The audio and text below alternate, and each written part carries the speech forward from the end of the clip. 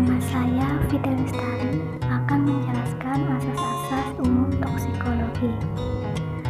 Asas-asas umum toksikologi itu sendiri terdapat 4, yaitu 1. Kondisi efek toksik, 2. Mekanisme efek toksik, 3. Wujud efek toksik, dan 4. Sifat efek toksik. Definisi toksikologi. Toksikologi merupakan studi mengenai efek-efek yang tidak diinginkan dari zat-zat kimia terhadap organisme hidup. Di dalam tubuh dengan kondisi tertentu, zat kimia dapat berinteraksi dengan jaringan tubuh sehingga mengakibatkan timbulnya efek berbahaya atau toksik dengan wujud dan sifat tertentu. Dengan demikian, dapat dikatakan bahwa kondisi, mekanisme, wujud dan sifat toksik dari suatu zat kimia merupakan asas atau dasar umum untuk mempelajari, memahami toksikologi. Asas yang pertama yaitu kondisi efek toksik merupakan berbagai keadaan atau faktor yang dapat mempengaruhi keefektifan absorpsi, distribusi, dan eliminasi zat beracun dalam tubuh, sehingga akan menentukan keberadaan zat kimia utuh dalam sel sasaran serta toksisitasnya. Kondisi efek toksik terdiri dari 2. Yang pertama, kondisi pemecahan, yaitu sifat fisika kimia racun sangat menentukan keefektifan dalam proses absorpsi, distribusi, dan eliminasi racun dalam tubuh. Selain hal tersebut, dapat juga mempengaruhi keefektifan proses tersebut. Semua faktor yang menentukan keberadaan racun di tempat aksi di dalam tubuh yang berkaitan dengan pemecahan makhluk hidup disebut kondisi pemecahan. Kondisi pemecahan dipengaruhi oleh jenis pemecahan, lama dan kekerapan pemecahan, dan takaran dosis pemecahan. Yang kedua, kondisi subjek atau makhluk hidup. Timbulnya efek toksik juga dipengaruhi oleh makhluk hidup. Kondisi makhluk hidup adalah keadaan fisiologi dan patologi makhluk hidup yang dapat mempengaruhi ketersediaan racun di sel sasaran. Kondisi makhluk hidup dipengaruhi oleh keadaan fisiologis dan patologi. Yang pertama, keadaan fisiologi berkaitan dengan keefektifan interaksi antara racun dan sel sasaran serta ketersediaan racun di sel sasaran, yakni berat badan, umur, suhu, kecepatan aliran darah, status gizi, dan genetika. Yang kedua, keadaan patologi berkaitan dengan ragam penyakit yang akan mempengaruhi keefektifan absorpsi, distribusi, dan eliminasi racun dalam tubuh, yakni penyakit saluran cerna, gangguan hati, dan ginjal. Asas yang kedua yaitu mekanisme aksi toksik. Pada dasarnya, setelah zat beracun masuk ke dalam tubuh dapat terdistribusi sampai ke cairan ekstrasel atau intrasel. Berdasarkan sifat dan tempat kejadian, mekanisme aksi toksik dibagi menjadi 2. Yang pertama, mekanisme intrasel. Luka sel diawali aksi secara langsung zat beracun atau metabolitnya pada tempat aksi tertentu di dalam sel sasaran. Yang kedua, mekanisme ekstrasel terjadi secara tidak langsung, artinya zat beracun awalnya beraksi di lingkungan luar sel dengan akibat luka di dalam sel. Asas yang ketiga yaitu wujud efek toksik. Wujud efek toksik merupakan perubahan biokimia, fungsional, dan struktural. Perubahan struktural merupakan wujud akhir dari perubahan fungsional dan biokimia. Berdasarkan struktural yang berkaitan dengan perubahan morfologi sel yang akhirnya terwujud sebagai kekacauan struktural, seperti degenerasi melemat, nekrosis, dan karsiogenesis. Perubahan biokimia berkaitan dengan respon dan perubahan terhadap luka sel akibat interaksi antara zat beracun dan tempat aksi toksi tertentu yang sifatnya terbalikan. Contohnya, penghambatan respirasi sel dan perubahan keseimbangan cairan elektrolit. Perubahan fungsional berkaitan dengan interaksi zat beracun dengan reseptor atau tempat aksi enzim yang sifatnya terbalikan sehingga mempengaruhi homeostatis tertentu. Contohnya, anoksia, gangguan pernafasan, gangguan sistem saraf pusat, dan perubahan kontraksi atau relaksasi otot.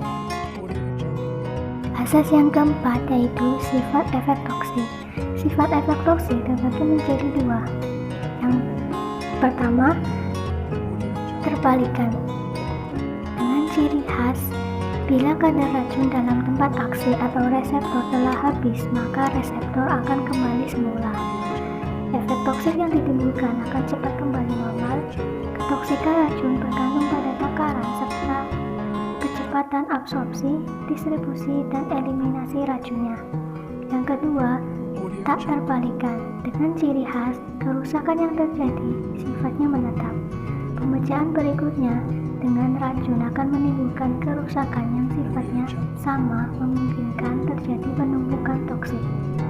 Pemecah dengan takaran yang sangat kecil dalam jangka panjang akan menimbulkan efek toksik yang seefektif dengan yang ditimbulkan oleh pemecahan racun dengan takaran besar dalam jangka pendek. Selanjutnya, saya akan mereview jurnal yang berjudul Toksisitas Gas Karbon Monoksida atau CO terhadap mortalitas ikan gupi oleh Anggun Wulandari dari Universitas Kyai Haji A. Wahab Hasbullah. Pertama, abstrak. Karbon monoksida merupakan salah satu penyumbang pencemaran udara yang dapat berasal dari sektor industri dan transportasi akibat dari pembakaran yang tidak sempurna.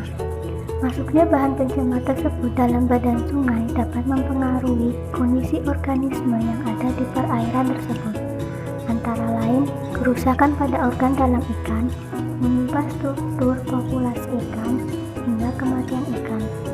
Penelitian ini bertujuan untuk mengetahui toksisitas gas karbon monoksida terhadap mortalitas ikan gupi dengan waktu yang berbeda.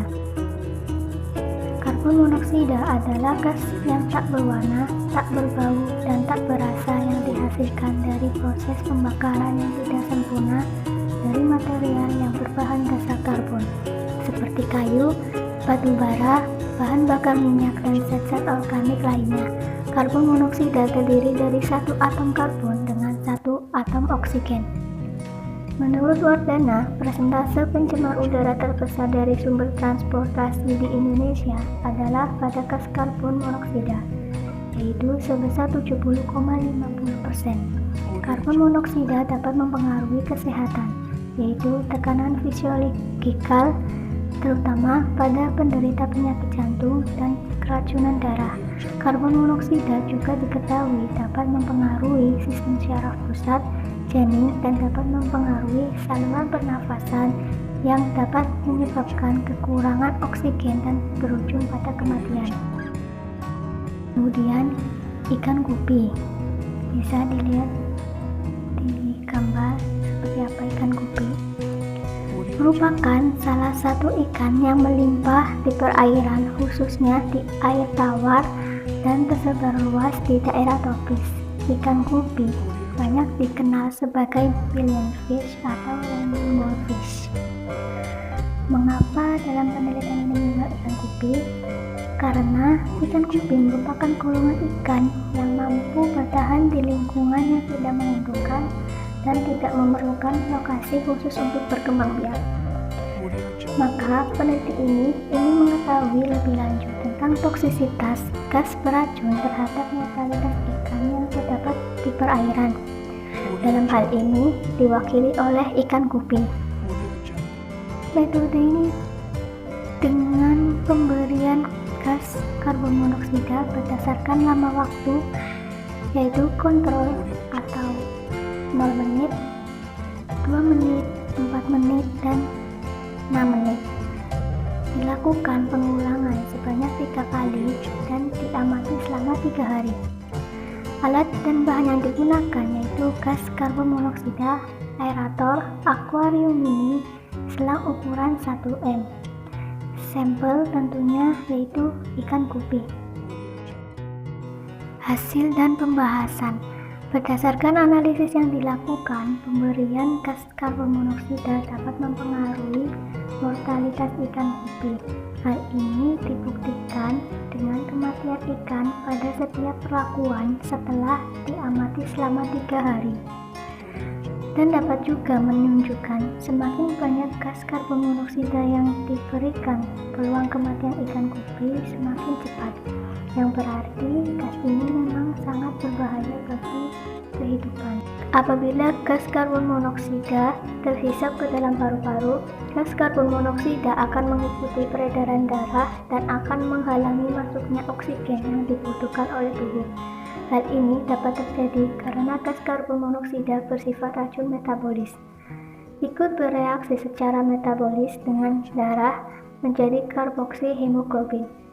Ikatan karboksihemoglobin jauh lebih stabil daripada ikatan oksigen dengan darah. Keadaan ini menyebabkan darah menjadi lebih mudah menangkap karbon monoksida dan menyebabkan fungsi vital darah sebagai pengangkut oksigen menjadi terganggu.